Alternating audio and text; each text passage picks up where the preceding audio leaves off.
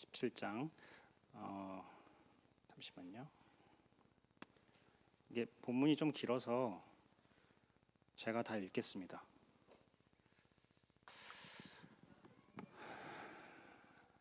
이거 혹시 이것만 해주세요. 말씀 넘어가는 것만. 네. 그러나 예수께서는 그들에게 말씀하셨다. 내 아버지께서 이제까지 일하고 계시니 나도 일한다. 유대 사람들이 이 말씀 때문에 더욱더 예수를 죽이려고 하였다. 그것은 예수께서 안식일을 범하였을 뿐 아니라 하나님을 자기 아버지라고 불러서 자기를 하나님과 동등한 위치에 놓으셨기 때문이다. 예수께서 그들에게 말씀하셨다. 내가 진정으로 너희에게 말한다. 아들은 아버지께서 하시는 것을 보는 대로 따라할 뿐이요 아무것도 마음대로 할 수 없다. 아버지께서 하시는 일은 무엇이든지 아들도 그대로 한다. 아버지께서는 아들을 사랑하셔서 하시는 일을 모두 아들에게 보여주시기 때문이다. 또한 이보다 더 큰 일들을 아들에게 보여주셔서 너희를 놀라게 하실 것이다. 아버지께서 죽은 사람들을 일으켜 살리시니 아들도 자기가 원하는 사람들을 살린다. 아버지께서는 아무도 심판하지 않으시고 심판하는 일을 모두 아들에게 맡기셨다. 그것은 모든 사람이 아버지를 공경하듯이 아들도 공경하게 하려는 것이다. 아들을 공경하지 않는 사람은 아들을 보내신 아버지도 공경하지 않는다. 내가 진정으로 너희에게 말한다. 내 말을 듣고 또 나를 보내신 분을 믿는 사람은 영원한 생명을 가지고 있고 심판을 받지 않는다. 그는 죽음에서 생명으로 옮겨갔다. 내가 진정으로 너희에게 말한다. 죽은 사람들이 하나님의 아들의 음성을 들을 때가 오는데 지금이 바로 그때이다. 그리고 그 음성을 듣는 사람들은 살 것이다. 그것은 아버지께서 자기 속에 생명을 가지고 계신 것 같이 아들에게도 생명을 주셔서 그 속에 생명을 가지게 하여 주셨기 때문이다. 또 아버지께서는 아들에게 심판하는 권한을 주셨다. 그것은 아들이 인자이기 때문이다. 이 말에 놀라지 말아라. 무덤 속에 있는 사람들이 다 그의 음성을 들을 때가 온다. 선한 일을 한 사람들은 부활하여 생명을 얻고 악한 일을 한 사람들은 부활하여 심판을 받는다. 나는 아무것도 내 마음대로 할 수 없다. 나는 아버지께서 하라고 하시는 대로 심판한다. 내 심판은 올바르다. 그것은 내가 내 뜻대로 하려 하지 않고 나를 보내신 분의 뜻대로 하려 하기 때문이다. 내가 내 자신을 위하여 증언한다면 내 증언은 참되지 못하다.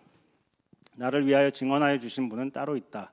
나를 위하여 증언하시는 그 증언이 참되다는 것을 나는 안다. 너희가 요한에게 사람을 보냈을 때에 그는 이 진리를 증언하였다. 내가 이 말을 하는 것은 내가 사람의 증언이 필요해서가 아니다. 그것은 다만 너희로 하여금 구원을 얻게 하려는 것이다.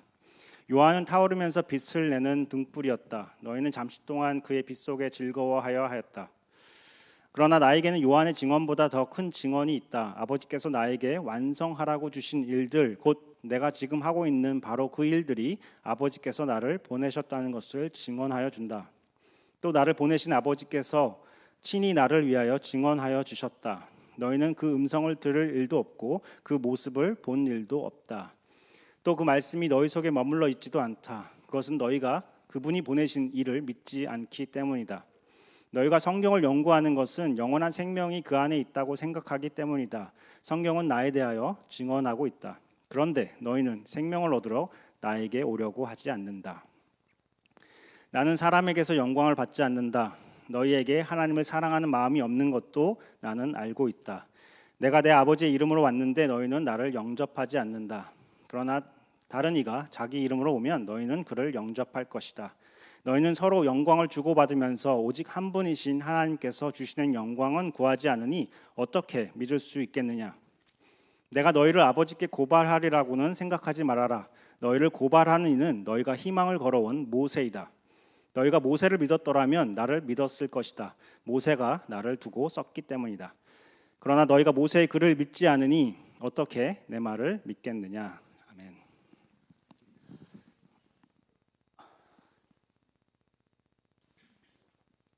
오늘 패시지가 좀 길어서 17절부터 읽었습니다. 그래서 사실은 1절부터 47절까지인데요. 제가 그 주보에 좀 묵상할 수 있는 질문들과 이런 것들을 남겨놨습니다. 그래서 집에 가셔서 1절부터 47절 다 읽으시고 그 묵상하는 것들로 또 가이드를 삼아서 더 묵상하면 좋겠습니다. 되게 신경 쓰이네요. 네. 제목은 침묵과 무반응에 대처하는 자세라는 제목으로 우리 말씀을 전하려고 합니다. 지금까지 요한복음의 흐름을 보시면 가나의 혼인잔치에서 첫 표징을 통해서 예수님께서 자신의 영광을 드러내셨고 그의 제자들이 그를 믿게 되었습니다. 그리고 당대 최고의 지식인이었던 그리고 사회 지도층이었던 니고데모도 그 밤중에 예수님을 찾아왔습니다. 그리고 요한복음의 마지막을 보시면 그도 예수의 제자가 되었음을 우리가 알 수 있습니다. 예수님께서는 그런 니고데모와는 정반대인 사회적으로 가장 소외되었던 사마리아 여인도 만나셨습니다. 그녀뿐 아니라 그 동네의 많은 사마리아인들이 예수를 믿게 되었습니다. 그리고 더 나아가서 왕의 신하의 아들을 고치심으로 왕의 신하와 그의 온 집안이 함께 예수를 믿게 되었습니다. 그리고 오늘 본문은 이렇게 시작합니다. 그 뒤에 유대 사람의 명절이 되어서 예수께서 예루살렘으로 올라가셨다. 지금까지의 흐름을 보시면 무엇을 기대할 수 있을까요? 예수께서 그의 놀라운 영광을 그곳에서 보이심으로 제가 들고 갈게요. 일단. 제가 손을 떨 것 같아가지고 해달라고 했는데 손 떨어도 다른 거 보지 마시고 말씀만 보십시다. 이 4장까지의 내용을 보시면 흐름을 보시면 예수께서 그의 놀라운 영광을 그곳에서도 보이심으로 온 유대 사람들이 함께 예수를 믿게 되었다라는 식의 큰 역사와 큰 반응을 기대하기 마련입니다. 그런데 5장을 읽다 보면 그의 그런 흐름과 기대에 찬물을 끼얹습니다. 왜냐하면 5장에 나오는 어떤 누구도 예수를 믿기는커녕 긍정적으로 반응하지도 않기 때문입니다. 오히려 여기서부터 예수를 향한 핍박이 시작되었습니다. 그리고 그 핍박과 증오의 크기는 시간이 갈수록 점점 더 커집니다. 결국 18장에 가서는 동일한 이유로 예수를 본디오 빌라도의 법정에 세우고 법정 최고형은 십자가형을 받아내는 것으로 이어집니다. 이미 사도 요한은 1장에서 이렇게 설명했습니다. 그는 세상에 계셨다. 세상이 그로 말미암아 생겨났는데도 세상은 그를 알아보지 못하였다.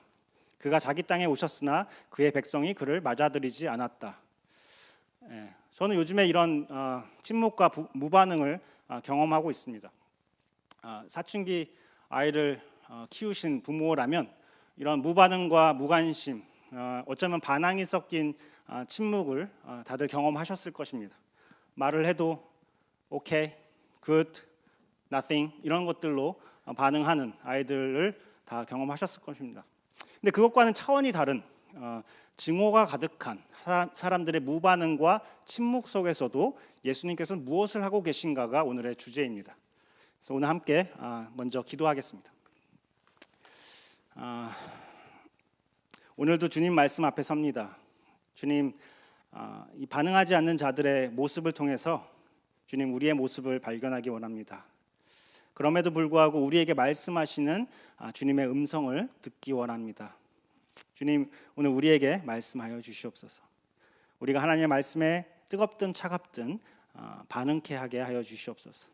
하나님의 말씀에 무관심과 침묵이 아니라 온전히 반응케 하게 하여 주시옵소서. 예수 그리스도의 이름으로 기도드렸습니다. 아멘. 오늘 이야기의 장소는 예루살렘 성문 근처에 있던 베드자다라는 못이었습니다. 그곳에는 전설처럼 내려오는 미신이 하나가 있었는데요. 하나님의 천사가 때때로 내려와서 물을 휘저어 놓을 때 그때 가장 먼저 물 안으로 들어가는 사람은 무슨 병이든 다 난다는 전설이었습니다. 그래서 오늘 장면은 물에 몸을 담그고 편안하게 쉬는 그 모닝턴 온천 같은 것을 상상하시면 안 됩니다. 오히려 눈먼 사람, 다리 저는 사람, 중풍병자 같은 수많은 병자들이 바글바글했던 그런 곳이었습니다. 그곳에 있던 수많은 환자 중에 예수님께서 단 한 명에게 다가가십니다. 그는 움직이지 못한 상태로 38년을 보낸 사람이었습니다. 예수님께서 그에 대해서 알고 계셨다고 기록하고 있습니다. 그리고 그에게 물으십니다. 낫고 싶으냐?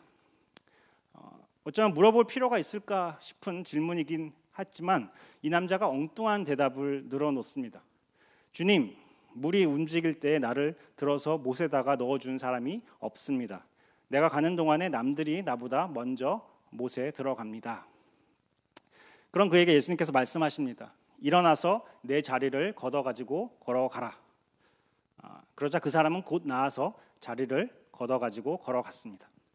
여기서 나았다는 표현은 온전해졌다는 뜻입니다. 그가 가지고 있던 질병에서 완전하게 회복되었음을 뜻합니다. 중풍병자는 지금으로 치면 전신 혹은 반신 마비 환자였을 것입니다. 그 당시 사회적으로나 의료 환경을 생각해 보면 그의 모습은 우리가 상상하는 것보다 더 처참했을 것입니다. 하반신 마비라서 대소변을 스스로 해결하지 못했을 것입니다. 그리고 38년간 바닥에서 누워 있었으며 기어 다녀야 했기 때문에 다리뿐 아니라 손과 팔에도 상처 투성이에 성하지 않은 것이 하나도 없었을 것입니다. 근데 그 모든 것에서 온전하게 회복되었다는 것입니다. 재활도 필요 없이 바로 다 나았다는 뜻입니다. 그런데 그 어느 누구도 예수가 도대체 누구시길래 이런 엄청난 일을 하실 수 있을까라고 묻지 않습니다. 오히려 유대 사람들은 그가 안식일인데도 침상을 들고 걸어갔다는 것으로 문제를 삼고 시비를 겁니다. 그러자 이 남자는 예수에게 바로 책임을 전가합니다. 나를 낫게 해주신 분이 나더러 내 자리를 걷어가지고 걸어가라고 하셨소. 그러자 유대 사람들이 그래서 그 사람이 누구냐고 묻습니다. 근데 그는 대답하지 못했습니다.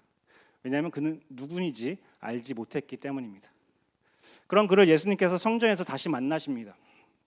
그리고 이렇게 말씀하십니다. 보아라, 내가 말끔히 나았다. 다시는 죄를 짓지 말아라. 그리하여 더 나쁜 일이 너에게 생기지 않도록 하여라.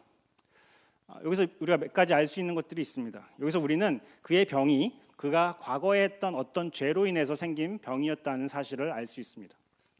물론 모든 병들이 어떤 특정한 죄로 인해서 생겼다고 일반화하는 것은 올바르지 않습니다. 다만 이 사람에게는 그것이 사실이었습니다.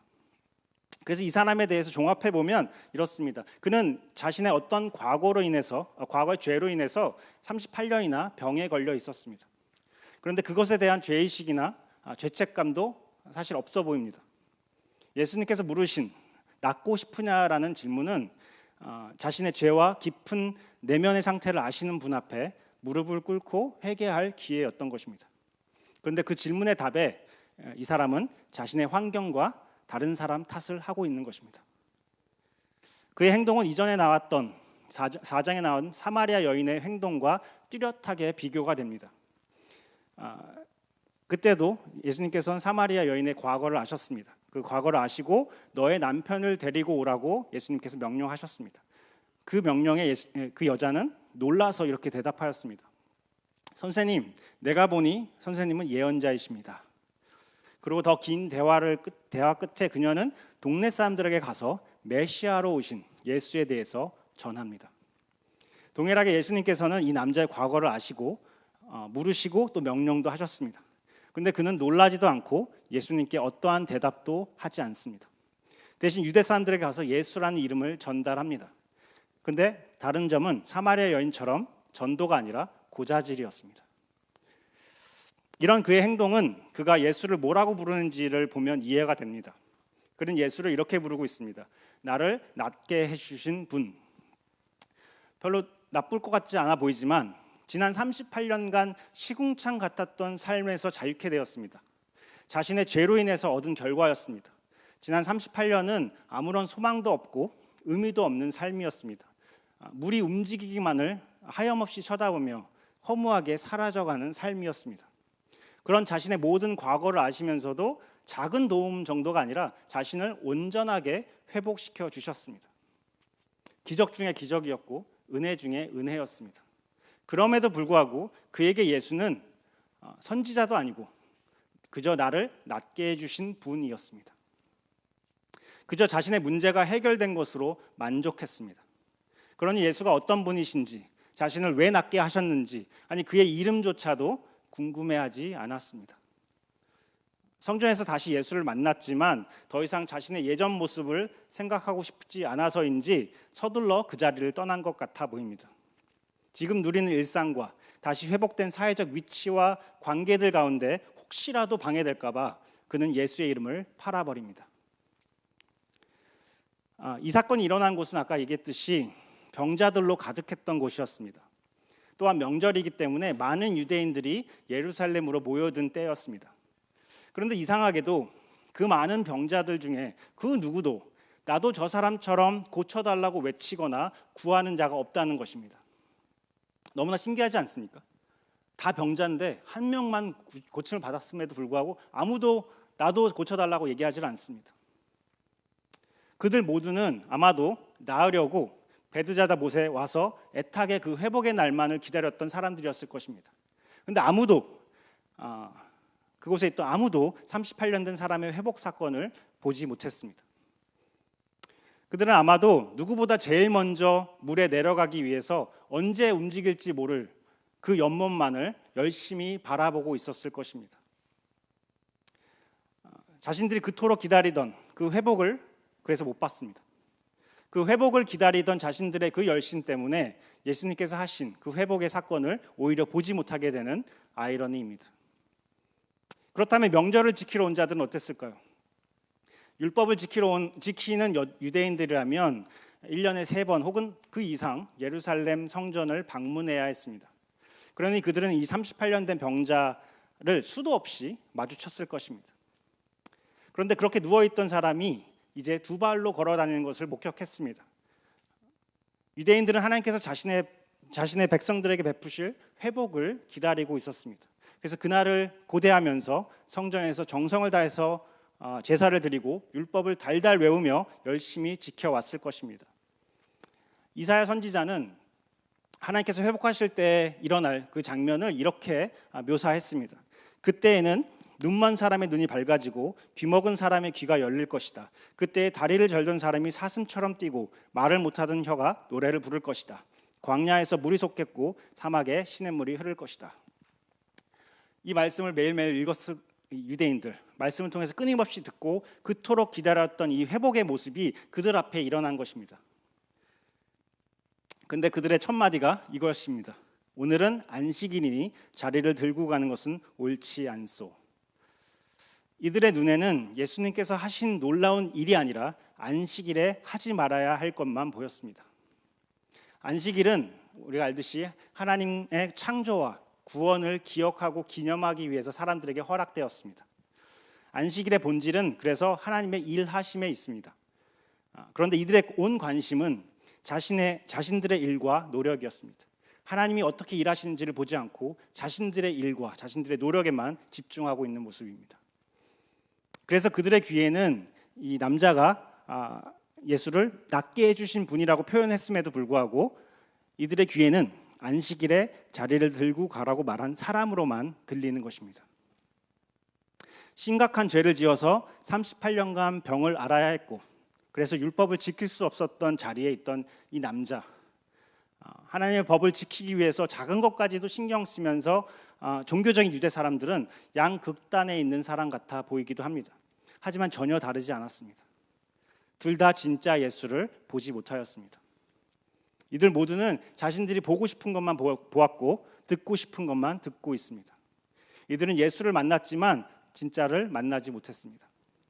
이들은 예수의 음성을 들었지만 듣지 못했습니다. 그리고 이들 모두는 예수를 자신들만의 생각으로 예수를 정의하고 단정짓습니다. 유대인들은 예수에 대해서 이렇게 결론지었습니다. 안식일에 그러한 일을 하는 사람. 여기서 그러한 일이라는 표현이 눈에 들어옵니다. 무지와 무반응 그리고 무관심을 이보다 더 함축적으로 표현할 수 있을까 싶습니다. 예수가 무엇을 했는지 정확하게 잘 모르겠지만 그렇다고 더 알고 싶지는 않습니다. 그저 그러한 일을 한 사람으로 치부하며 더 이상 신경 쓰이지 않도록 한쪽으로 치워놓는 것입니다. 이 말씀에 비추어서 우리가 스스로 좀 돌아봤으면 좋겠습니다. 내가 정의하고 내가 원하는 모습만 가진 예수, 나만의 예수를 만들어 놓고 있지는 않은지 점검해 봤으면 좋겠습니다. 또한 신앙생활을 하면서 나의 순종과 나의 사역으로 인해서 나의 헌신으로 인해서 예수님이 하신 일에 대한 감사와 감격이 사라졌다면 그래서 내 관심이 하나님을 떠나서 내 자신으로 옮겨왔다면 하나님 앞에서 다시 회개할 은혜를 주시기를 기도합니다. 그리고 무엇보다도 우리 안에 열정이 회복되었으면 좋겠습니다. 예수님을 더욱 알고자 하는 순수한 열망이 회복되었으면 좋겠습니다. 성경을 통해서 기록된 예수님의 그 일거수일투족 정말 궁금하고 정말 알고 싶어서 그 열망이 살아났으면 좋겠습니다. 예수님이 어떤 분이신지, 무엇을 하셨는지, 또 무엇을 하실 것인지 대강 이러저러한 일을 하신 분으로 얼렁뚱땅 아는 것이 아니라 성경 말씀과 기도를 통해서 진짜 예수를 매일 만남으로 더욱 알아가는 것에 힘쓰는 우리가 되기를 소원합니다. 예수님께서는 그들의 이런 무관심한 마음을 아시고 그들을 붙잡아 놓으십니다. 기어코 그들과 논쟁을 이어가십니다. 왜 사람을 고치는 일이 안식일 정신에 위반이 되지 않는지, 그들이 가지고 있는 율법주의의 모순이 무엇인지 지적하지 않습니다. 오히려 이 논쟁을 더 심각한 방향으로, 더 깊은 주제로 끌고 가고 계십니다. 왜냐하면 사람이 만든 사소한 규정 하나를 어긴 자로 남겨지길 원치 않으시기 때문입니다. 훈방 조치 정도가 아니라 기어코 자신을 사형으로 끌고 가고 계시다는 것을 우리가 잊지 말아야 합니다. 자신의 말씀이 믿어도 그만 안 믿어도 그만이 아니라 죽고 사는 그 수준으로 끌고 가고 계십니다. 자신을 그저 안식일에 그러한 일을 한 자로 여기도록 그들을 내버려 두지 않으셨다는 것입니다. 그들에게 오히려 자신이 누구신지를 선포하십니다. 우리 17절을 보면 내 아버지께서 이제까지 일하고 계시니 나도 일한다라고 말씀하십니다. 이 당시에 유대인들은 하나님께서는 안식일에도 일한다고 믿었습니다. 안식일에도 아이가 태어나고 사람이 죽는 것은 인간과 다르게 하나님께서는 안식일에도 쉬지 않고 온 우주를 지탱하시며 일하고 계시기 때문이라고 믿었습니다. 더군다나 예수님께서는 하나님을 내 아버지라고 부르십니다. 이게 우리에겐 좀 익숙해 보이지만 구약 성경에서 하나님을 아버지라고 표현한 부분은 거의 없습니다. 그마저도 이스라엘의 아버지 혹은 우리 아버지라고 표현한 것이 전부입니다. 그래서 유치한 예로 저희 장모님께서 거의 저를 지으리 아빠라고 부르십니다. 근데 그거를 저희 그 막내 이래가 굉장히 싫어합니다. 그래서 저 멀리서도 듣고 쫓아와서 장모님한테 이래 아빠라고 하라고 고쳐줍니다. 네. 유치한 예였지만 이처럼 이 표현을 통해서 예수님께서는 하나님과 자신만이 가진 특별하고 유일한 관계에 대해서 말씀하고 계신 것입니다. 나는 너희들과 다르다라고 말씀하고 계십니다.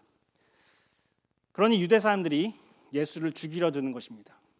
자신들의 신을 모독하는 죄를 지었다고 외치고 있는 것입니다. 근데 예수께서 거기서 멈추지 않고 한 발 더 나아가십니다. 19절에 보면 아들은 아버지께서 하시는 것을 보는 대로 따라할 뿐이요 아무것도 마음대로 할 수 없다. 아버지께서 하시는 일은 무엇이든지 아들도 그대로 한다.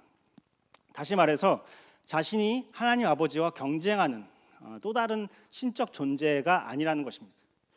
오히려 아들이 하는 일과 아버지가 하는 일이 따로 있는 것이 아니라 하나라고 말씀하시는 것입니다. 예수님 당시에는 지금은 좀 다르지만 아버지의 일을 배워서 가업을 이어가는 것이 흔했습니다. 그런 의미에서 아버지와 아들은 경쟁 상대가 아니었습니다. 같은 뜻으로 같은 일을 해나가는 공동 운명체였습니다. 그런데 예수님께서 말씀하시는 이 아버지와 아들의 관계는 그저 서로 다르지만 뜻을 맞춰가며 일해야 하는 그런 인간적 동업의 관계가 아니라 모든 것이 완벽하게 하나인 관계라고 설명하고 계십니다. 20절에 보면 아버지께서는 아들을 사랑하셔서 하시는 일을 모두 아들에게 보여주시기 때문이다. 다시 말해서 예수님께서는 아버지의 뜻을 최대한 예상하거나 지레짐작하실 필요가 없습니다.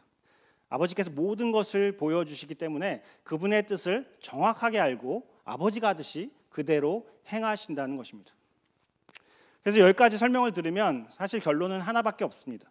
이 아들은 아버지와 동일하신 야훼, 여호와 하나님이어야 합니다. 그렇지 않으면 이 설명은 말이 되지 않습니다.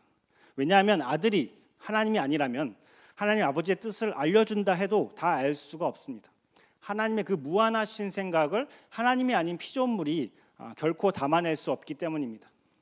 만약에 안다고 치더라도 하나님 아버지처럼 동일하게 일할 수는 없을 것입니다.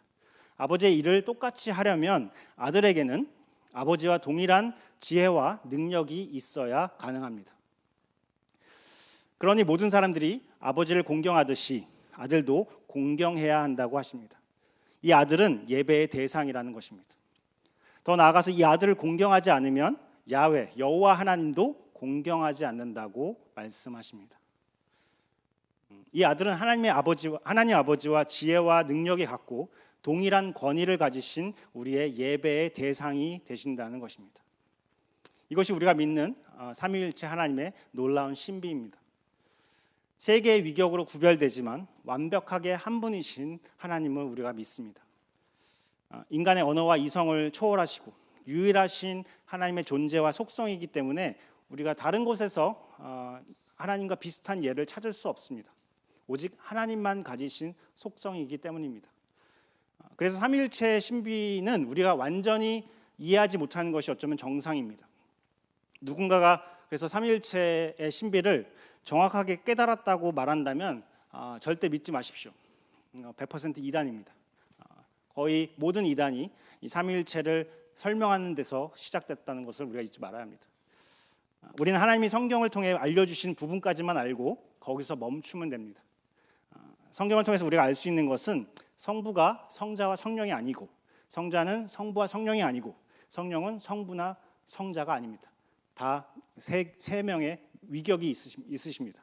그러나 성부, 성자, 성령은 분리할 수 없는 한 본질이시며 한 하나님 되심을 믿습니다. 이것이 성경이 증거하고 있는 삼위일체 하나님의 신비입니다. 다 이해 가지 않아도 괜찮습니다. 신비이기 때문에 이것을 믿으시면 됩니다. 그런데 아버지께서 더 큰 일을 아들을 통해서 하실 것인데 그것이 너희를 놀라게 하실 것이라고 말씀하고 계십니다.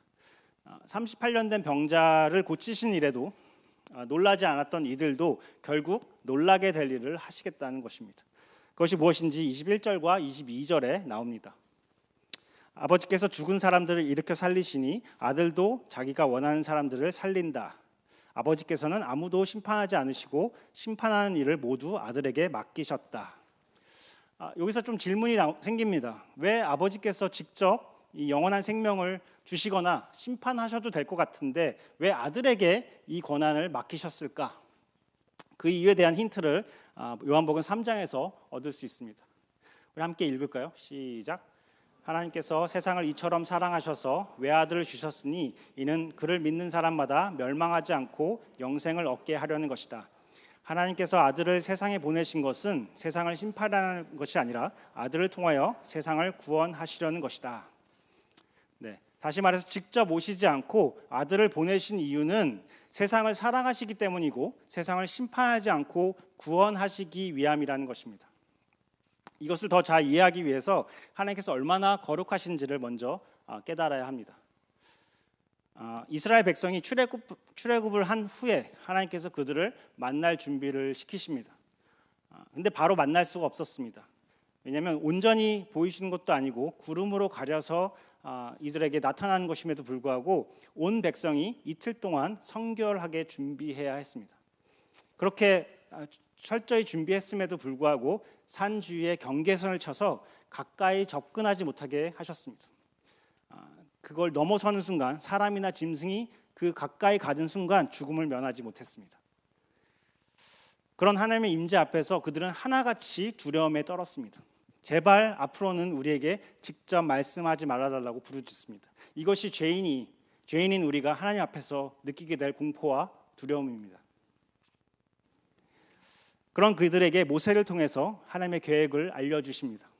하나님께서 그들의 동족 가운데 예언자 한 사람을 세우셔서 그를 통해서 모든 말씀을 전하실 것이라고 알려줍니다. 이 예언의 성취가 누구죠? 예수 그리스도. 네. 하나님은 거룩하신 분이시며 완전하신 분이십니다. 공의의 하나님이십니다. 죄인에게는 마땅한 진노와 심판을 내리셔야 하는 분이십니다. 빛이 비추면 어둠이 사라지듯이 그분 앞에는 죄인이 서 있을 수가 없습니다. 아니 그분께 가까이 갈 수조차도 없습니다. 죽음을 면치 못할 것입니다. 이렇듯 죄인인 우리가 하나님께 가까이 갈 수 없기 때문에 하나님께서 우리에게 찾아오신 것입니다. 성자 하나님께서 하늘의 권세를 내려놓으시고 인간의 모습으로 찾아오셨습니다. 창조주의자 심판자가 아니라 볼품없어서 무시당하는 피조물인 모습, 인간의 모습으로 오신 것입니다. 우리에게 심판이 아닌 생명을 주시기 위해서 택하신 유일한 방법이었습니다. 하나님과 인간 사이의 중보자로서 우리와 하나님 사이를 이어주십니다. 온전한 하나님이시며 온전한 인간이신 예수님만이 가능한 역할인 것입니다. 하나님은 한 분이시오. 하나님과 사람 사이의 중보자도 한 분이시니 곧 사람이신 그리스도 예수이십니다. 그분은 모든 사람을 위해 자기를 대속물로 내주셨습니다. 아픈 자들로 가득했던 베드자다 못과 같이 죽음과 심판의 냄새가 진동하는 이 땅에 찾아오신 것입니다. 자격 없는 자들을 위해서 찾아오셨습니다. 우리를 사랑하심으로 심판하지 않으시려고, 하나님의 말씀을 주심으로 생명을 주시려고 온전한 중보자로 오셨습니다. 창조자 하나님께서 피조물의 모습으로 오셨습니다. 이 성육신의 신비에 우리가 놀라지 않는다면 기적입니다. 이것은 하나님께서 온 만물을 창조하셨다는 사실보다 더 놀라운 사실이기 때문입니다. 예수님께서 중보자로서 하나님과 우리 사이에 서서 하나님의 심판을 막으시고 우리에게 하나님의 생명으로 가는 길을 열어주셨습니다. 24절 25절입니다. 내 말을 듣고 또 나를 보내신 분을 믿는 사람은 영원한 생명을 가지고 있고 심판을 받지 않는다. 그는 죽음에서 생명으로 옮겨갔다. 죽은 사람들이 하나님의 아들의 음성을 들을 때가 오는데 지금이 바로 그때이다. 그리고 그 음성을 듣는 사람은 살 것이다. 내 말을 듣고 나를 믿는 자라고 하지 않으십니다. 하나님과 인간 사이의 중보자로서 하나님과 우리 사이에서 내 말을 듣고 나를 보내신 자를 믿는 자는 영원한 생명을 가졌다고 말씀하십니다. 여기서 생명을 뜻하는 단어는 조에입니다. 성경에서 주로 두 가지 단어로 생명을 표현했는데 하나는 비오스고 다른 하나가 조에입니다. 비오스는 단순한 생물학적 생명을 뜻합니다. 반면 조에는 생동감 있고 역동적이고 정말 살맛나고 가치가 있는 삶, 기쁨이 충만한 삶을 표현할 때 사용된 단어입니다. 그래서 이 영원한 생명을 가졌다라는 뜻은 단순히 끝이 없고 무미건조하게 이어지는 지루한 삶을 의미하지 않습니다. 그런 삶은 아마 38년간 병자가 살아왔던 비오스 같은 삶이었을 것입니다. 하지만 영원한 삶, 조에는 끝없이 기쁘고 활기가 넘치고 참 만족이 있는 온전한 삶을 뜻합니다. 그리고 그 삶이 영원하다는 것입니다. 그리고 이 삶은 오직 하나님 안에서만 존재합니다. 그리고 오직 아들을 통해서만 우리에게 주어진다는 것입니다. 그래서 죽음에서 생명으로 옮겨졌다는 뜻은 우리가 생명이신 예수 그리스도와 연합하였음을 뜻합니다. 우리가 그 생명 자체이신 아들 안에 있음을 뜻합니다. 여기서 생명을 가지다라는 동사의 시제는 현재형입니다. 반면에 옮겨졌다라는 시제는 과거 완료입니다. 다시 말해서 이미 이들은 생명으로 옮겨졌으며 이들에게는 영원한 생명이 지금부터 이미 허락되었다는 것입니다. 근데 이 아들이 하는 일, 즉 죽은 자를 깨우고 원하는 자를 살리는 이 큰 일들은 끝없이 이어지는 것이 아니라 완성을 향해 가고 있습니다. 그때가 곧 온다고 말씀하십니다. 28절, 29절입니다.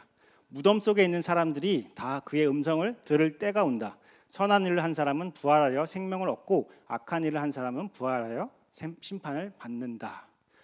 죽음은 끝이 아니라 그 후에 부활이 있습니다.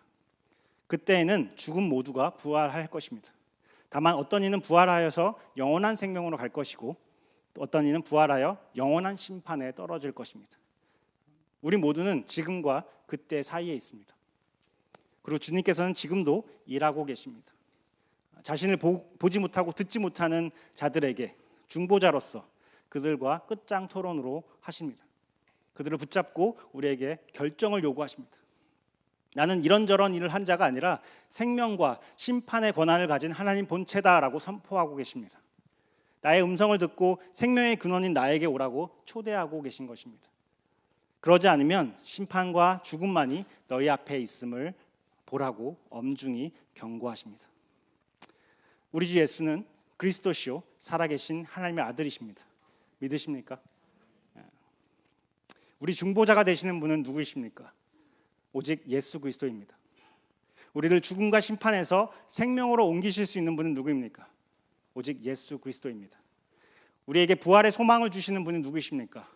오직 예수 그리스도이십니다. 우리가 죽음을 두려워하지 않는 이유는 누구 때문입니까? 오직 예수 그리스도입니다.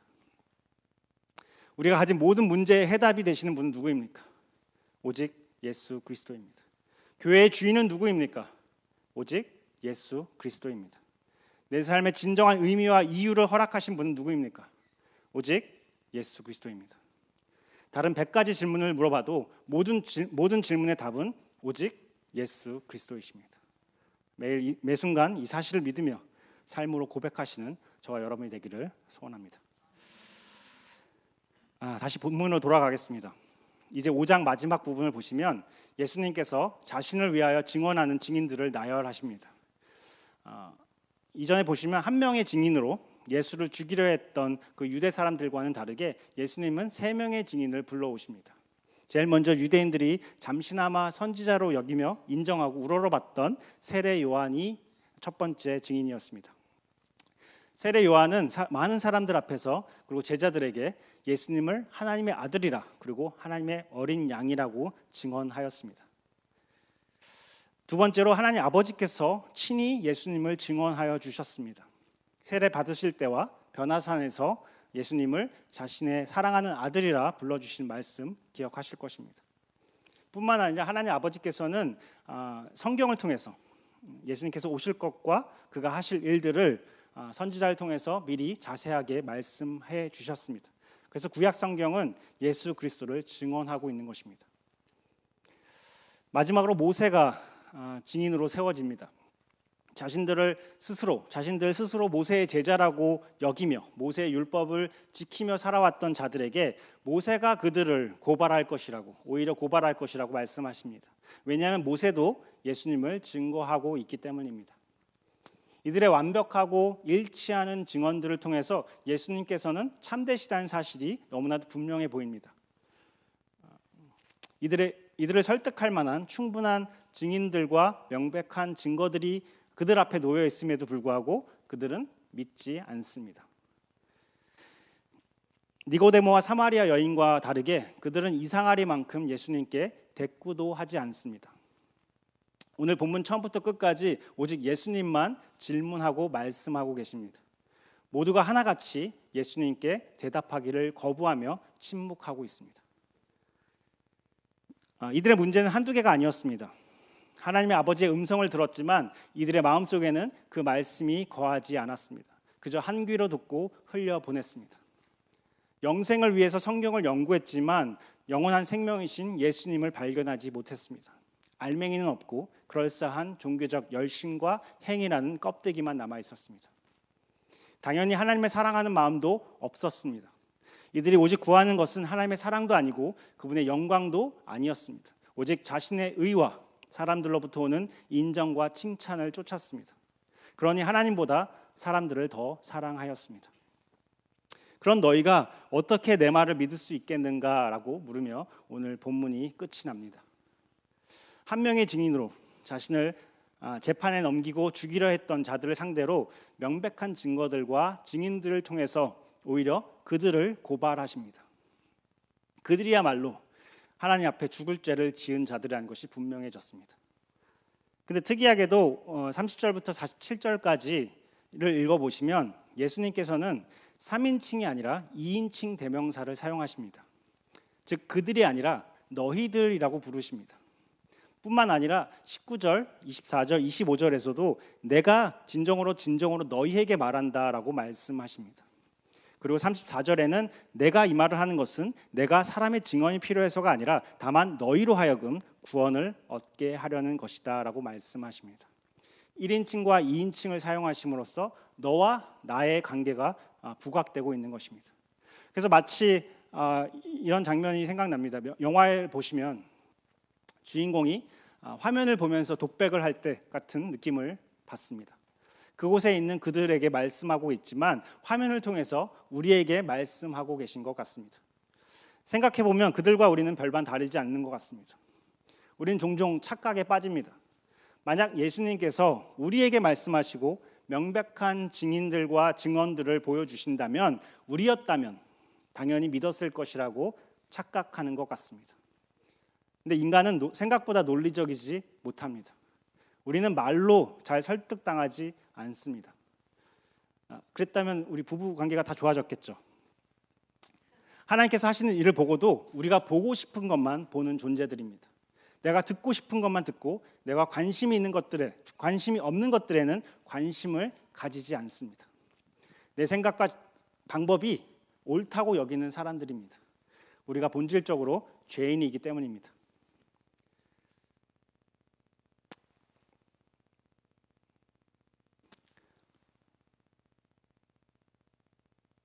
아담과 하와가 하나님께서 허락하신 그 많은 과일 나무들이 있음에도 불구하고 그들의 눈에는 선악과만 보였으며 너희가 정령 죽을 것이라고 했던 하나님의 말씀은 들리지 않고 사단의 목소리만 들렸던, 그리고 오히려 그것이 먹음직스러워 보였다는 사실은 우연이 아닐 것입니다. 그것이 죄의 본성이기 때문입니다.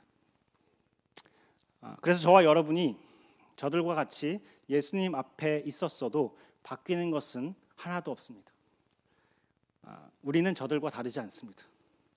전혀 다르지 않습니다. 우리도 반드시 예수를 십자가에 못 박았을 것입니다. 우리와 저들은 전혀 다르지 않기 때문입니다. 하나님께서 이 사실을 아셨습니다. 우리 안에 하나님의 사랑이 없음을 아셨습니다. 우리 안에 하나님의 말씀이 거하지 않는 것도 아셨습니다. 우리가 스스로 예수님께 나오지 않을 것도 아셨습니다. 그럼에도 불구하고 우리를 사랑하셨습니다. 그래서 우리를 위해서 십자가로 가신 것입니다. 하나님의 아들이신 예수 그리스도께서 저와 여러분을 위해서 죽으셔야 했습니다. 이처럼 예수님께서는 우리를 말로 설득하지 않으셨습니다. 자신이 죽으심으로, 자신의 생명보다 우리를 더 사랑하심으로 우리를 얻어내셨습니다. 이것이 하나님 아버지께서 아들에게 보여주시고 이루게 하신 더 큰 일의 정의입니다. 십자가에 돌아가시기 전에 예수님께서 이렇게 말씀하십니다. 다 이루었다.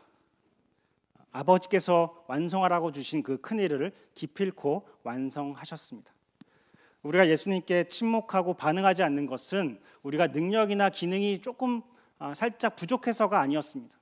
우리가 죄로 인해서 영적으로 죽은 자이기 때문입니다. 죽은 자는 듣지도 못하고 말하지도 못합니다. 예수님께서 하신 이 크신 일로 인해서 죽었던 우리가 다시 태어났습니다. 그리스도 안에서 새로운 피조물이 되었습니다. 예수님께서 주권적으로 우리를 붙잡으셨습니다. 바울이 고린도 교인에게 선포했듯이 옛것은 지나갔습니다. 보십시오, 새 것이 되었습니다.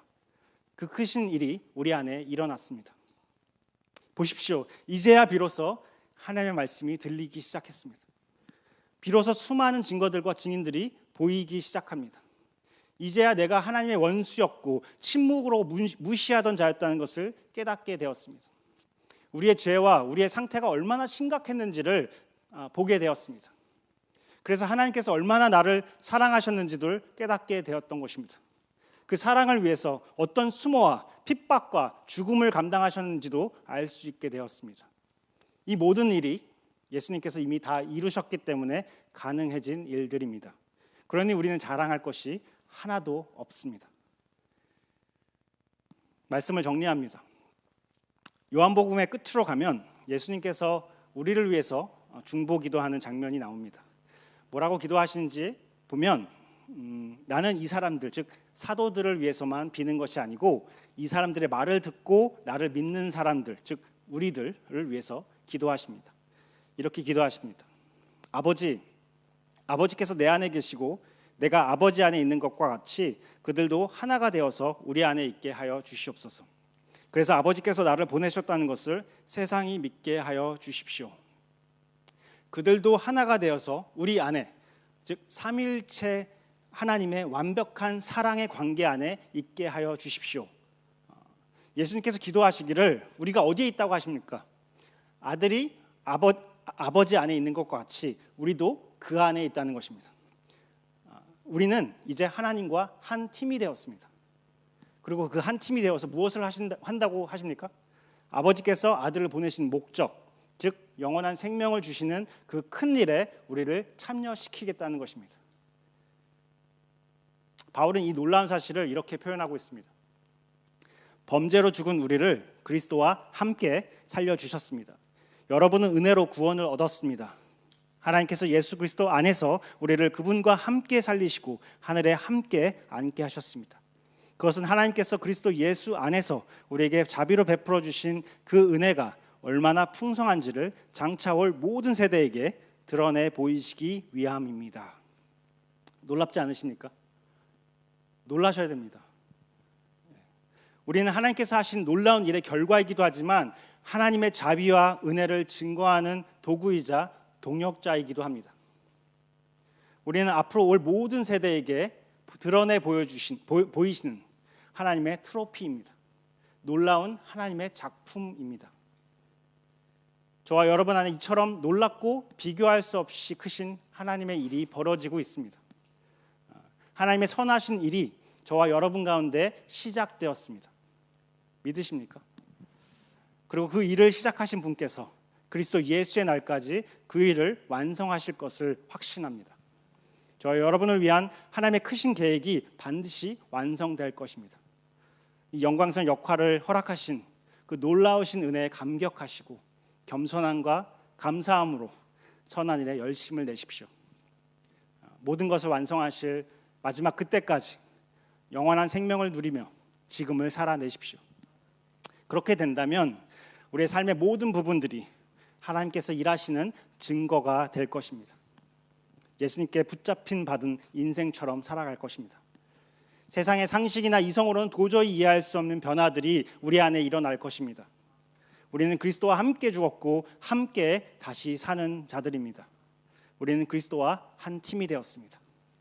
그런 저와 여러분을 통해서, 여러분의 삶을 통해서 죽음과 심판 아래 신음하던 모든 이들이 길이요 진리요 생명이신 영원한 생명 되시는 예수 그리스도를 우리 안에 역사하시고 살아있으신 그 예수 그리스도를 만나는 참으로 놀랍고 크신 일들이 일어날 것입니다. 그 일을 누리시며 오늘을 살아내시는 여러분 되기를 축복하며 기도합니다. 우리의 말씀을 기억하면서 우리 기도하면 좋겠습니다. 샤인팀 나오실 때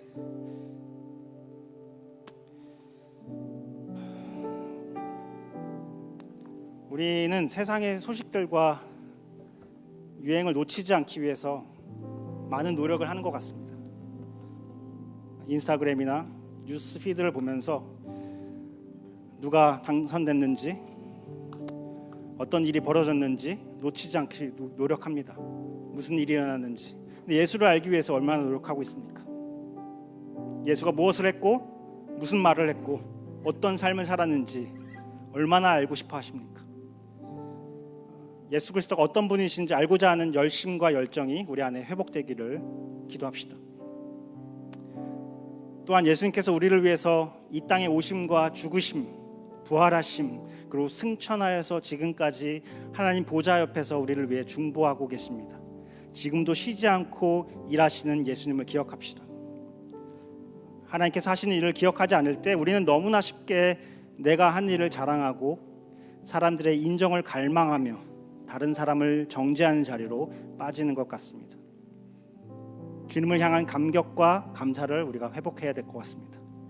내 안에 아무것도 자랑할 것이 없음을 겸손히 고백해야 합니다. 다른 이들을 정죄하지 않고 진심으로 축복하고 예수 그리스도 안에서 우리가 서로 더욱 사랑하고 하나가 되기 위해서 우리가 함께 기도했으면 좋겠습니다. 그런 우리의 삶을 통해서 하나님께서 일하시는 증거가 드러나기를, 죽음과 심판이 아니라 생명이 태어난 일에 우리가 쓰임 받을 수 있도록 우리 함께 그렇게 말씀을 기억하면서 기도하겠습니다.